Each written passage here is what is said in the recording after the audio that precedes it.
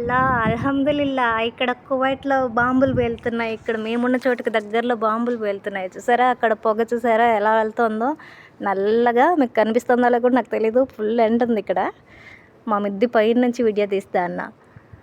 అక్కడ చూసారా అక్కడ పేలింది బాంబు. అక్కడ పేలిన బాంబుకి పొగ మొత్తం పైకి సౌండ్ చూసారా? ఆ సౌండ్ బాంబులు పేలే సౌండ్. రియల్ బాంబులు పేలుస్తున్నారన్నమాట. ఇక్కడ ఇరాన్ ఏదో ఫైట్ జరుగుతుంది ఇరాన్లో. అందుకు బాంబులు వేసుకుంటున్నారు. ఫుల్గా అసలు పొద్దున్నుంచి బాంబుల సౌండ్తోనే అల్లాడిపోతున్నాం ఇక్కడ భయంతో.